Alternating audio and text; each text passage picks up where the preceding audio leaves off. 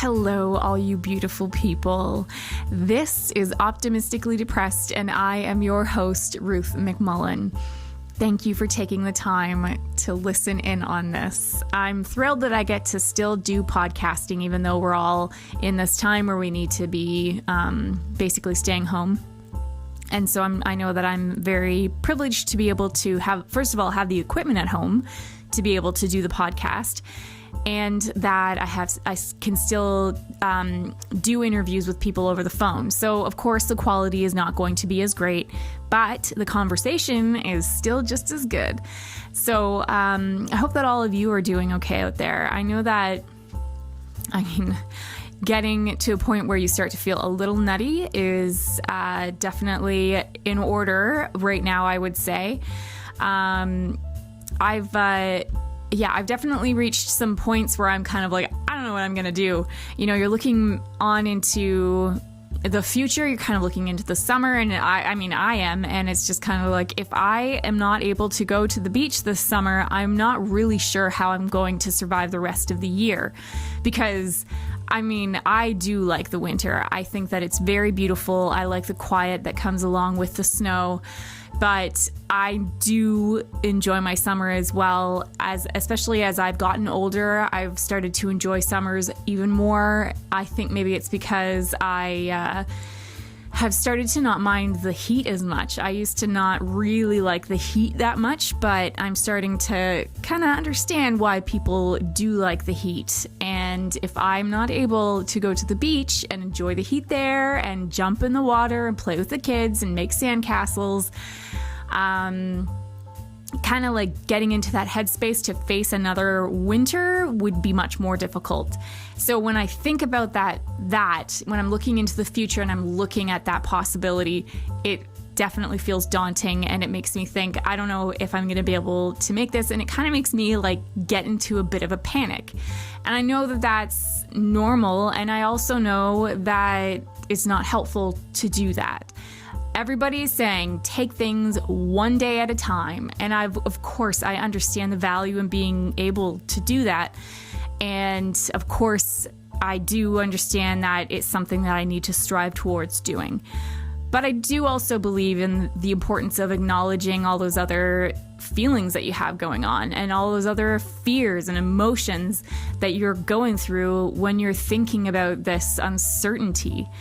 And it's also kind of brought me to this realization, and it's a realization that I've had before, but I think it's something that's definitely been heightened due to recent events.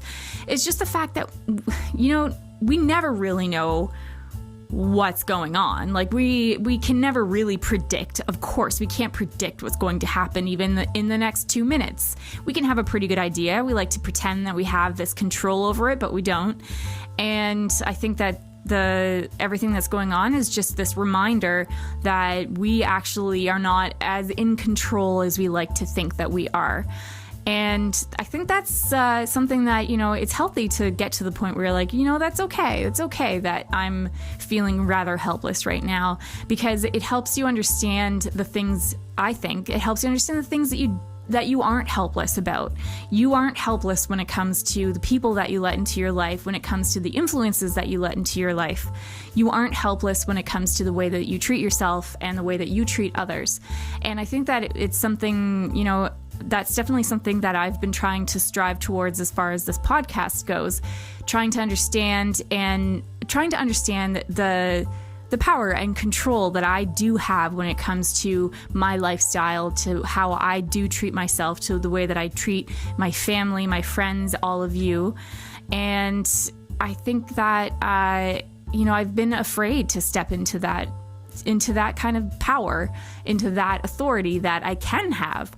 And I don't think that's uncommon either. I think that that's a pretty common struggle for many of us. So, maybe this could be an opportunity for us to really understand the kind of control that we can have in a healthy way.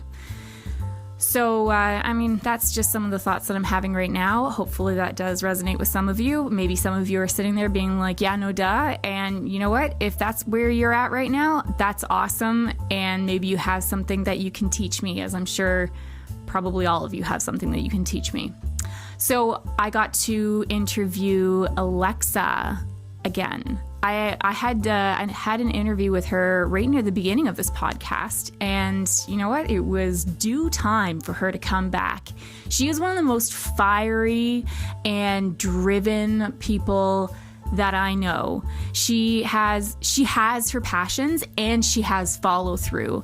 I really admire that because it's something that I, of course, want to put into my own life. Follow through is something that I definitely struggle with, and it's inspiring to watch somebody who has that passion and who has that follow through work. And it's also a privilege to be able to listen to how they think. And she definitely, she does her research. She knows what she's talking about. And she also has that drive to learn. So I think that's just the perfect thing too. And it's perfect. That's the perfect combination, because when you know what you know, and then you also understand that there's so much more for you to learn.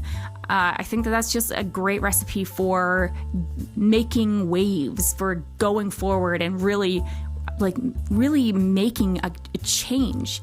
And I can definitely see Alexa she's already there. She's already making waves. She's already changing things. I mean, even in our own household, she's changed the way that we've looked at our waste, at how we use plastic, and also at just making us more conscious of what each thing we use, what kind of impact is that going to have on the environment. And so she's very, very passionate when it comes to that. When it comes to environmental matters. And I think of course, that's very important. We need that. Of course, we need that.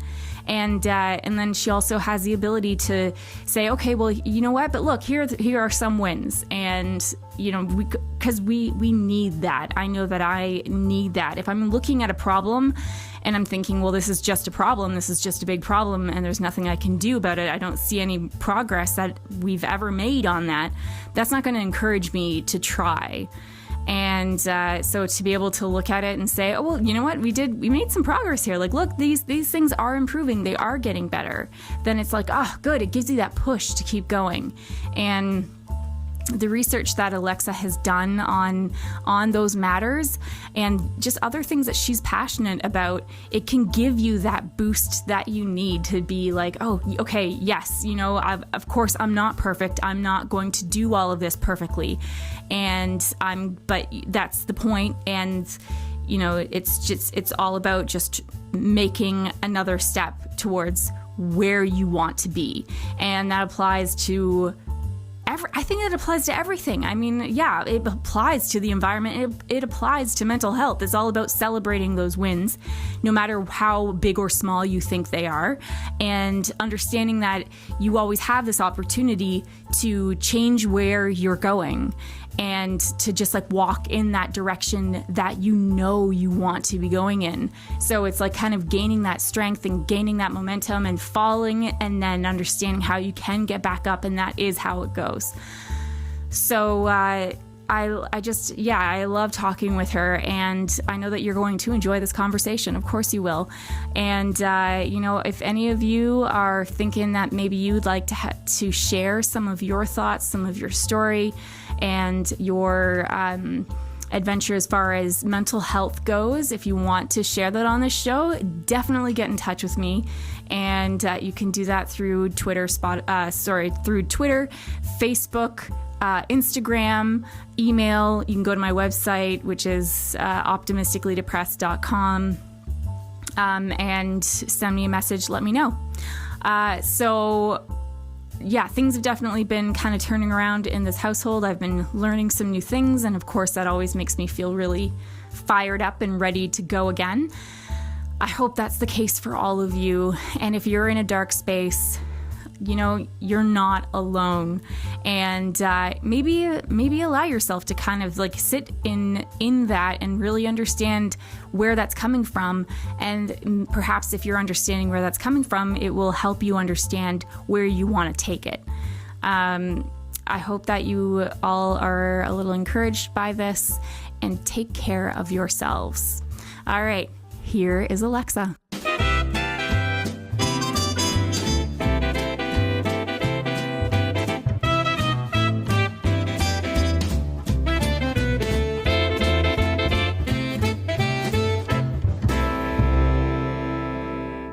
Hi, Alexa. Hi, Ruth. So you were just telling me that you got promoted at your job, which you are doing remotely right now. Congratulations. That's awesome. Thank you so much. Yeah, it's been a good week. Yeah, that's awesome, especially at this time too, because there's so much uncertainty and some people are losing sources of income, which has been the case in our household. And so it's nice that it's nice to hear about people who are also not that's not happening too. So it's awesome. Congratulations. I know that you're an incredibly hard worker. So for those listening, Alexa and I have been friends, and Sean. So Alexa, Sean, and I have been friends for over a year. How long has it been? I think it's been like a year and a half at this point, because we met December of 2018. Yeah. Okay. Yep. That sounds about right. And one of the things that you very quickly learn about Alexa is that she is very hardworking, very dedicated to her work. And you have you're a very convicted person, you believe in what you do. And I think that's what makes you so effective when you work. So that's awesome. And I'm very impressed and also not that surprised. Yeah. And so I'm really glad that this last week has treated you well. How are you overall doing these days? These days, given I guess the circumstance in which we're under right now, definitely at first was quite challenging. I'm someone who operates very well under routine, and I like knowing what to expect, and planning is a big part of that. And, something comes around that is really out of your control and just flips all of that on its head. It was very stressful, and it wasn't great. And especially where a lot of the work that I do, all of the work that I do rather, is tied to the environment. Whether that's through my professional work, working on, marine debris and other marine issues, or through the nonprofit I run, Stop Trashing It, and trying to help people live lighter on the planet. I think that the situation that we're in has kind of just brought a lot of these environmental issues to light. And so that's been hard. Yeah. Well, I was actually wondering, because everyone's being more careful now with not spreading germs too, I imagine that makes it so that people are throwing things out more often. For example, if you go to Tim Hortons, you can't bring your takeaway cup or what's the word, travel mug. You have to have you can't do that anymore. So it's kind of I'm wondering about the environmental impact that's going to have. But then I'm also thinking, well, hopefully people aren't really going out so much anyway, so they don't need to, so maybe they're just not even using disposable cups as much, or that kind of thing, just because they're not actually going out. But do you have anything to say on that? Has there been anything that you have observed, or any advice that you might have to give?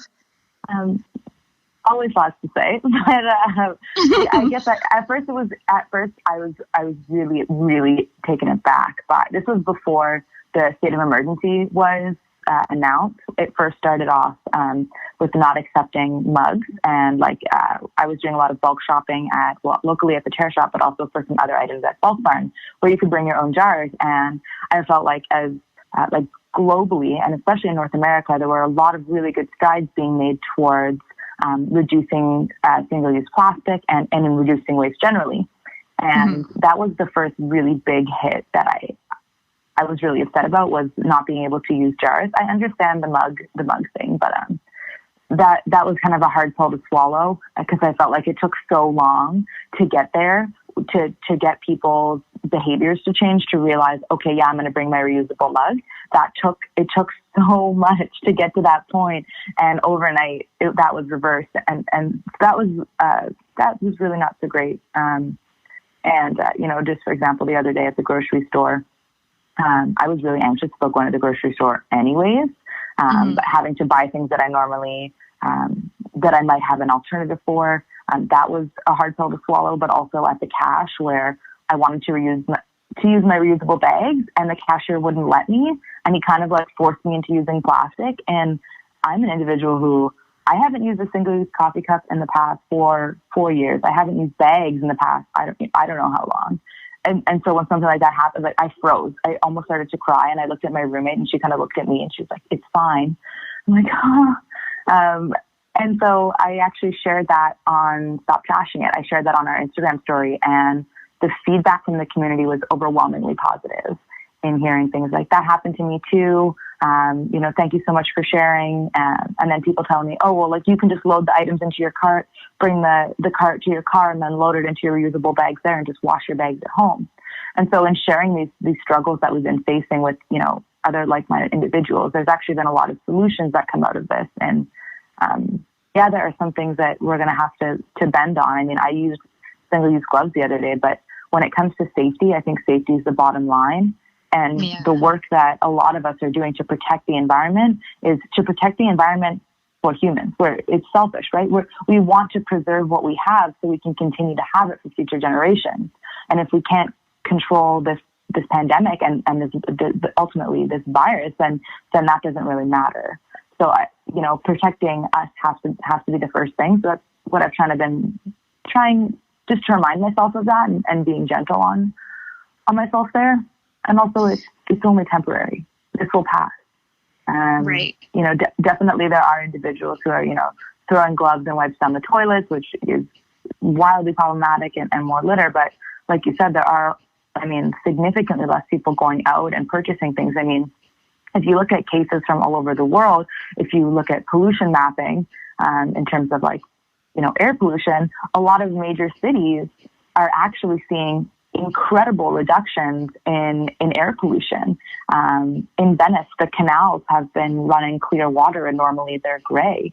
So all of this reduced activity has actually really benefited the environment. It's giving the environment a second to literally breathe and to regain some equilibrium. And it's just really interesting. I mean, we've seen the price of oil drop. We are seeing these changes that are related to this situation now that are benefiting the environment.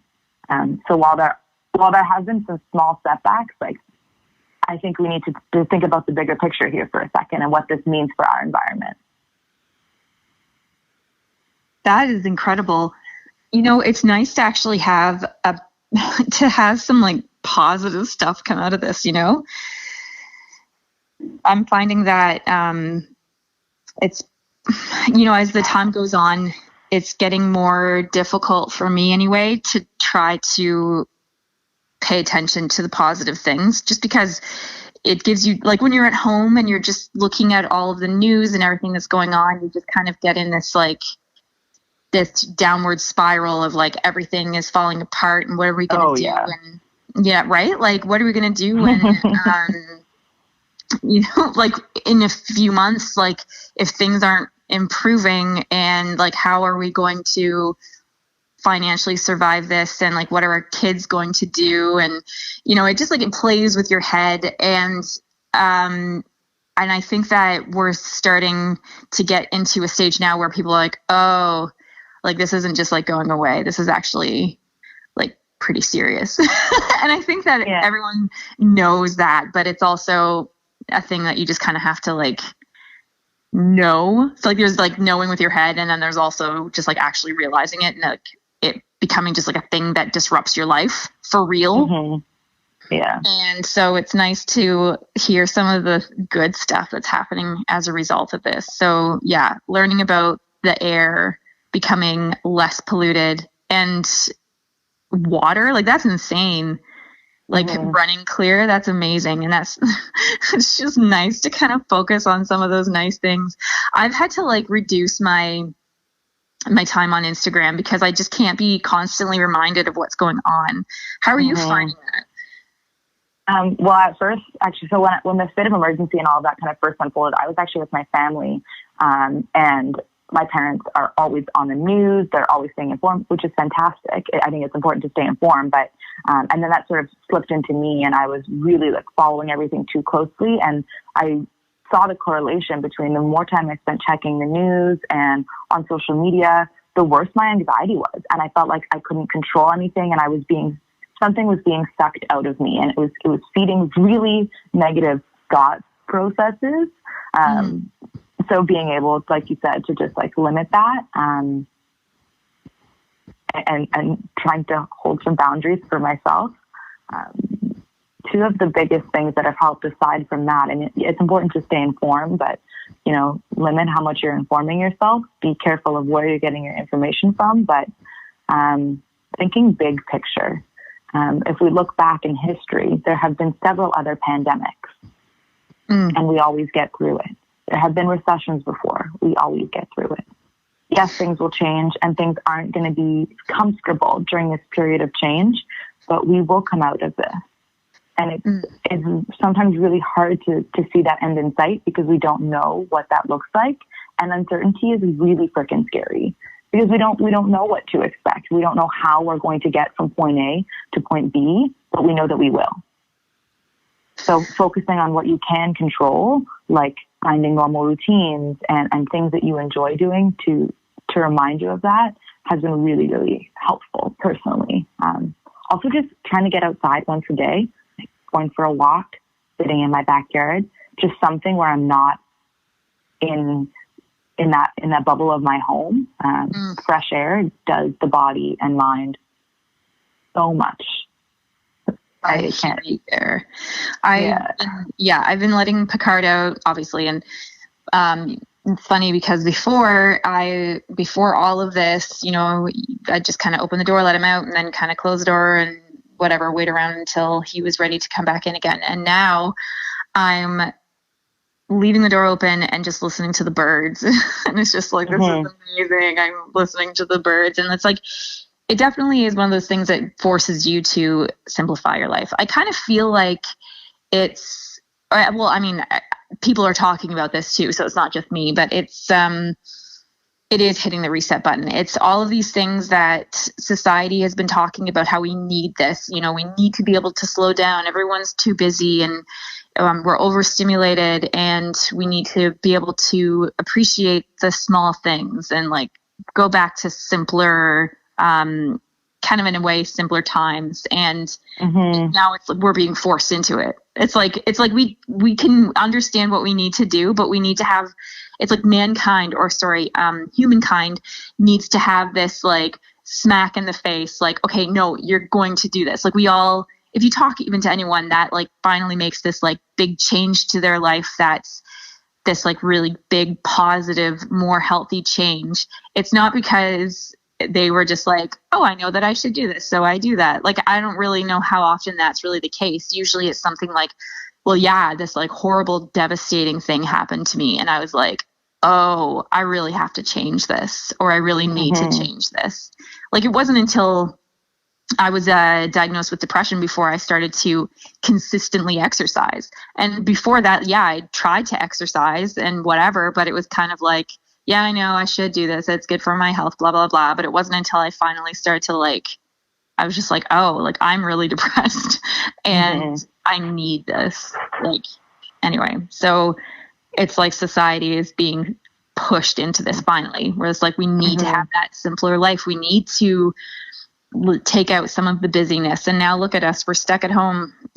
We're now forced to take out that busyness. And there are definitely parts of this that I'm like, oh, this is actually really nice. I'm able to. I think it's pushing a lot of people to do just that and to reconsider those things and to pick up on what they know that they should be doing. I mean, for me and my friends, I know like the first 1 or 2 weeks of this, it was kind of like, it was easy to indulge in that sadness and in those like dark feelings, but you recognize that like, well, this isn't going away anytime soon. So you could either like feed into it or try to do something to make it a little bit better. Yes. And that's interesting. I feel like that really does help bring out that side of a human being. Like, and it's like, I think at our core, there are the people who are going to be like, well, yep, gonna hit the self-destruct button now. And then there are people who are like, no, this is how things are now. So I better figure out a way to make it so that it's as enjoyable as it can be, or as good as it can be. Yeah. Definitely, there's going to be downfalls for sure, but. Oh, of course. And I think that like sometimes you need to spend a bit of time on one side before realizing you actually, are the other. Oh, absolutely. Right. But yeah, definitely with you, like you would be the sort of person who would be like, okay, well, I mean, now here we are. So what are we going to do about it? I'm going to do something about this, something good about this. And so, yeah, go ahead. One thing that that I've been talking about a lot with, you know, the ambassadors of Stop Trashing It, our board members, and I'm also involved in a global leadership program through Sustainable Oceans Alliance. And we had a call with 100 youth from all over the world, all working on something related to the ocean or the environment. And one thing that I've been reflecting on in all of these groups and in all of my networks is how a lot of the time in everyone's lives, I would say for the most part, we all individually face some sort of hardship or struggle or some type of negative emotion or feeling that gives us this hard period in our life. And oftentimes we move through that alone or with the support of one individual. And sometimes we feel like we're misunderstood. People don't understand what's happening what's happening to us and how we feel. And we have to go through that hardship alone. And what's really interesting about this time is that everyone is facing the same hardship. Maybe the logistics or the nitty-gritty details are a little bit different, but everyone is facing the same thing to some extent. And I'm not trying to promote trauma bonding, but I think that everything that everyone is going through has brought a lot of people together. And I think that sense of togetherness, I'm hoping that sense of community is something that will translate beyond this period of time. I don't know about you, but I definitely feel closer to my family. We've been FaceTiming more because I know that they're having a hard time. You know, even with my friends, finding new ways to stay connected, whether that's bringing, you know, baked goods to each other's doorsteps, or FaceTiming, or, you know, doing Netflix party movies or whatever. I really feel that sense of connectedness and trying to help each other through this and having these conversations and asking people how they're doing. Because it's hard, and everyone's having a hard time. I mean, even the people who are mostly okay, like who are trying to find ways to be okay, there are always going to be struggles. Nothing is ever rainbows and butterflies, unfortunately. So, yeah, that's something that I've definitely been noticing, and I think like, how could we get to the end of this, like get through this and not all be changed? I think that you know, it's funny I say that it's, you know, one of the other things is people can have these life-changing experiences, but still find themselves slumping back into their old habits. But I think that I like to think that there will be enough people who were impacted enough by this that it will have a lasting change, help us, because I think that it's like we're being forced to sit in the corner. It's like we've been delinquent children, and now we've been forced to sit in the corner and think about our ways. Well, it's literally the earth is giving us a timeout to tell us to go back to our rooms and to take a second and think about what we've done. Because when you think about it, well, it's true. When you think about how we've gotten here, like, I don't know if people really understand how this whole pandemic thing started. But it is literally because of the way humans have altered this planet. we are making the world, we are messing with the world's equilibrium. And so this virus, the way things have mutated is, well, one, because we've changed environmental conditions, and species and animals and viruses and all of these things can't live where they no longer live. And things that might have necessarily killed them off, those conditions aren't quite right anymore. So viruses take to new hosts, which are different animals, and then it eventually makes its way through the food chain. And mutations happen, and that's how things like this happen. How all of a sudden, there's this new virus that we've never encountered before. Which is also kind of cool if you think about it, because that means there are a bunch of species out there. For all we know, there are animals out there that we have no idea about, because things are changing before our eyes, and sometimes we don't even notice it. That's an interesting way to put it. And so when, I was hearing a lot of really negative comments about how this virus started, and I have to remind people, and when I've had this conversation, just like, hold on, I see where you're coming from. However, I want you to consider that we all started this problem. We're all destroying habitat. We are all contributing to a warming planet that is changing the way all animals live. I mean, if you think about it, for example, just to a local example, the tick problem. And I'm going to say the tick problem because it is a problem. We have a lot of ticks in Nova Scotia, in the Maritimes, with Lyme disease. This has not been a problem in the past. There were always ticks, but to the point where the population has exploded. And it's because our winters don't get as cold. Mm-hmm. The ticks don't die in the winter. Right. And so why aren't the winters getting as cold? Well, and so when you think about it in that way, we are seeing these changes, but oftentimes it's relating it back to that bigger picture and trying to understand why these things are happening. And so in this situation where we're all in self-isolation, it's like, well, yeah, we did kind of create this super virus unintentionally. And now the planet is like, well, deal with that in your corner. I think that's so fascinating. And it's like a big reminder that everything is connected. And that's the thing that I know has been talked about more and more recently.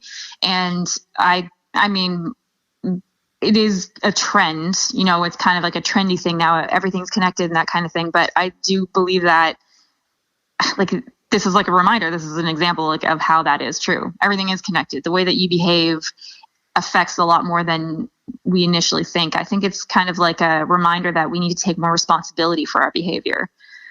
Mm-hmm. And I think, and that's encouraging and terrifying because, when it's easy to get caught in this mindset that, whatever I do doesn't matter. And what could I possibly do to help change the world or make any kind of impact or difference? And I think that as it turns out, there's a lot that one person can do. And one thing that I've been thinking a lot about lately is just how there's, the way that you treat one person is going to affect the way that they react to other people.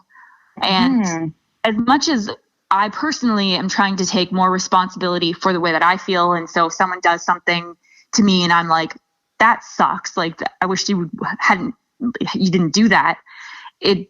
I'm trying to be like, well, they have their own reasons. They're probably having a bad day. That doesn't have to be the reason why I'm going to treat somebody else badly. I can still help change this, kind of break this cycle or whatever that's happening right now. And so, yeah, if I am nice to and kind to another person, then that could help influence the way that they go about their day, and they could then reach out and be kind to a person that maybe they would normally be more frustrated with. And it can just cause that wave, and it's so beautiful. It's so beautiful when people can just be nice to each other and let that transpire into other things.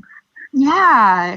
And so then it's like, yes, so then it kind of, and it goes into everything that we do. And so the way that we treat the environment, the way that, what the decisions that we make and what we're going to consume, and what, are we going to use something that's single use? Are we going to use something that is reusable? And it's kind of like, well, this is kind of what we've been putting out there and now it's coming back for us. I think, and it's funny that I'm talking like this because I think that I used to be such a person that really didn't believe that things were as connected as they are and would kind of roll my eyes at the idea. But it's just kind of, when you start to pay attention to these things, it becomes a bit difficult to deny. Well, I mean, when you think about it, and I'm going to, again, bring it back to the bigger picture, if the moon is able to control the ocean in how it ebbs and flows, the tides come in and out every day, and it has never stopped doing that, and we have such a strong connection to this literal flying rock in outer space, and to think that if that connection is that strong that we're not connected to our environment is almost bonkers. But we're really good, and when I say we, I mean humans are really good at living fairly isolated lives on the day-to-day. Because we are going so fast, we see our built environment. Especially in the city, we're going to see the inside of our homes, the inside of our cars, the roads, the infrastructure, and maybe where we work and where we go to drink.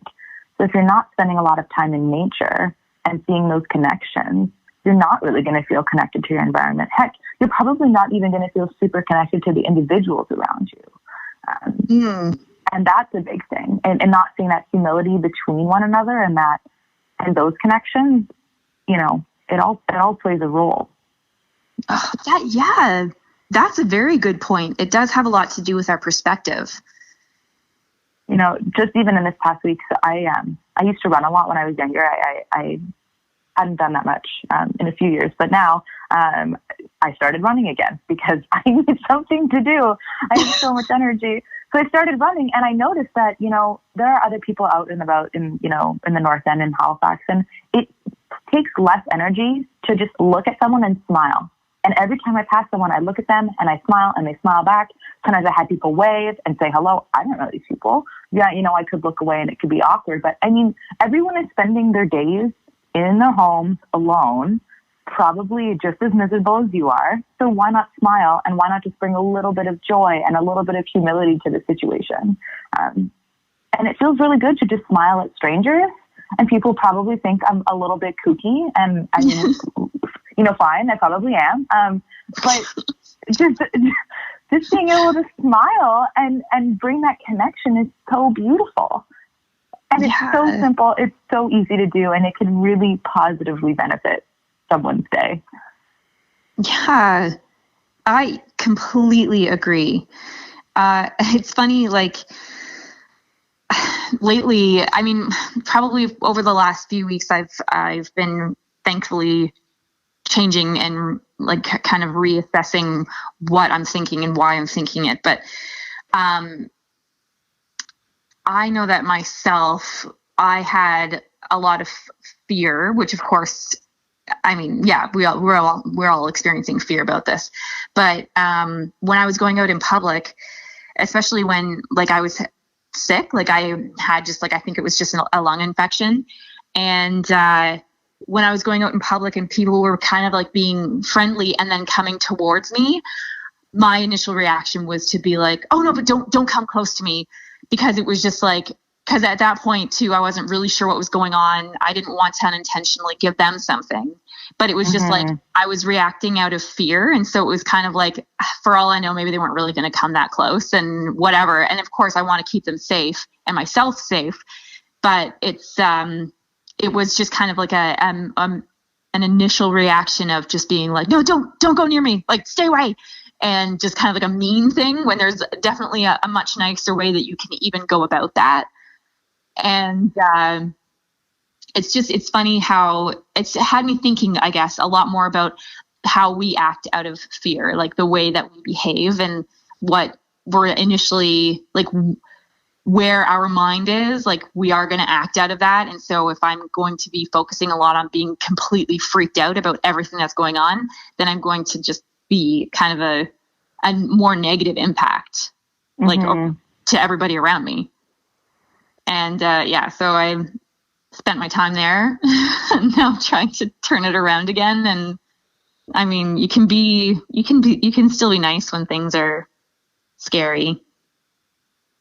Everyone's scared. Right. Everyone's scared. Yeah. Everyone's afraid. And, you know, there has to be a way that we can move through this with a little bit of lightness, because otherwise it's going to be a really dark period of time. And we have come too far to revert back to, you know, to those dark feelings.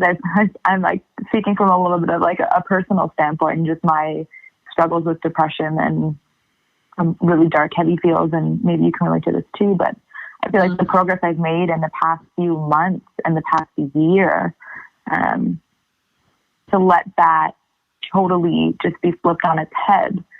I couldn't do that to myself.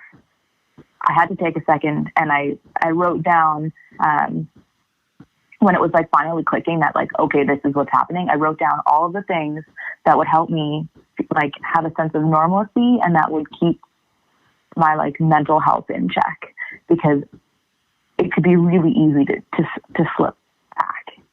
Yes. Into those negative ways of thinking. Yeah. And you have to check yourself, because no one else is going to do this for you. No, that's like, that is so right. You were exactly right. And so I was actually, I haven't been talking to a lot of people about this, just because I think maybe it's like I'm still not ready for all of the opinions that could kind of come out of it. But I was telling Mark, and now I guess I'm telling you and anyone listening now, that like, so I have alopecia, which again, like, it's not a huge deal. Like, it isn't a huge deal. You just lose your hair, and that's annoying. And like, it's not painful. It hurts your pride. And it's triggered, you know, as I think is the case with all autoimmune diseases, they get triggered or they worsen with stress. So I initially got it 4 years ago, and it was when my grandmother had died. And so it was like, for me, that was a huge life change. It was very stressful. And then, you know, like, I had just like a lot of initial stress with it too. Like, I got to be with her when she died, and that was like, I'm really thankful for that. Of course, it was very stressful too, though. And then, you know, plan the funeral and that kind of thing. And so then by the end of that week, I discovered a bald spot on the back of my head that eventually grew to be pretty large. Like, it was definitely quite a bit larger than a toonie. Like, it was a good size. And then it was kind of like one of those things where it was like, it made me kind of reassess, okay, well, how am I handling stress? And so I had to try to, like, you know, be more mindful of like exercising and doing therapy and talking more about like how I'm feeling and that kind of thing. And then I went on medication for depression, and then I never had another flare up. Like, it just stopped. So I was thrilled. And then of course this year, just because of everything that's going on, you know, it's a big life change. And we're also approaching the anniversary of my grandmother's death, which would have been when I started getting bald patches again. It seems that I'm now again, like, okay, I found another bald spot. So I was talking with one of my friends who's very into like how, like much, I would say, further advanced as far as emotional intelligence goes, and just really understanding how the way that you think really does affect your body. And they were just kind of like, okay, well, are you letting all of your emotions out? Because I was realizing that because I initially started off as being scared, I was really trying to put on a good face and be like, okay, everything's okay. There's a great side to all of this. And, you know, you have to be brave for the people around you. You know, I needed to be brave for my kids. And so then I wasn't letting any of it out. So like I meditate, and but again, I was using that as like a source of like trying to become calm and, you know, collected or whatever. And so my friend was just like, you gotta, like, that's actually a time that you can use to let the things out, like let those emotions come out and like experience them, play them out kind of thing. So it's like, you're not hurting the people around you. You're doing that in your private time, but you're allowing yourself to let it out because I wasn't doing that, my body was like, all right, well then you're going to let them out somehow. So you're going to start losing your hair again. So, I can't remember exactly why I started that. I think it was because I was trying to say we need to allow ourselves the opportunities to let all of those emotions and everything out too, to acknowledge the fact that yes, this is scary. Yes, this is very uncomfortable. Yes, I feel really angry about all of this and I want to yell at things and I want to punch them and I want to like destroy kind of thing. And it's okay to actually acknowledge that and allow yourself to really feel that. I mean, I've been screaming into pillows. It's great. It's awesome. Would recommend. And like trying some more aggressive exercises because it's like I want to fight. Like I want to like punch somebody in the face. And so I'm not going to punch someone in the face, but I will, just punch a pillow or be just like exercise hard enough that I feel like I'm getting that physical aggression out. So I think that's another thing that is good to acknowledge because it's definitely something that I can very easily forget. You're kind of like, I need to focus on that positive stuff. Like, yeah, you do, but you also have to say, like, yeah, I am really angry about this, though. What do you think? Finding those outlets is so important. Finding those ways to feel in a way that's not at the detriment of yourself and others is really important. Ultimately, like that's in part why I started running again, for that same reason that you just mentioned, like finding ways to have that release. Yes. And I like that you say, that it's not detrimental to yourself or others. Because it's possible to do that. And that's really cool. Yeah. And if you're not feeling your feelings and you're stuffing them away and being like, well, no, that's fine, everything's fine, that's worse. That's 100% worse because we know what happens when you bottle things up. They grow and grow and grow and grow and grow. It's not helpful. And it's okay to be scared and it's okay to have those feelings. Like recognizing them, being like, I'm feeling this way. This is what I'm feeling. Like, how do I deal with this? And you can't find peace and acceptance and you can't feel that freedom until you set the beast free in whatever way that you need to. And, maybe there are ways that those tactics can become integrated into your new sense of routine, finding ways to letting that out and it feeling okay. But, I know, for example, a lot of people who are active and who go to different classes and who go to the gym, like this is a really hard time because we're forced. Those are coping mechanisms for a lot of things, especially physical activity and people who go to parks and stuff. And if we're not able to do that, it's really easy to get angry and to just be upset. But it's so important to feel those feelings, but find ways to adapt your normal life to this new normal, this new temporary normal. Yeah. And there's going to be resistance. Of course, you're not going to want to do all those things that you would be able to do in the circumstance that you would like. But, for the longest time I was saying, I don't like working out at home. It's not something I can do. And then I moped in that for a little bit. And then this week I was like, no, like if I don't, then I know how I'm going to feel. So either I adapt or I just continue on in this way of not feeling great and just bottling at my feelings. Yeah. We have everything that we can do, everything within our power to make the situation better. There are a lot of things that we can do. If you sit back and reflect deep enough, there are small things that you can do to make yourself feel better. Getting dressed every day for me, especially because I work from home, like that's one thing that I cannot stress enough. Like waking up as if it was a normal day where I, make my bed, wash my face, have breakfast, and then I sit down and I'm ready to work and I've already gotten dressed.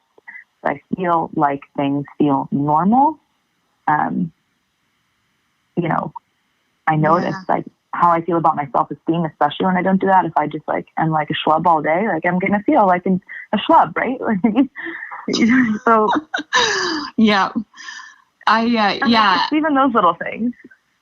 That's a very good point. That's a good point, trying to bring back some of the things and like do some of the things that you can still do that are normal, like that you just normally do.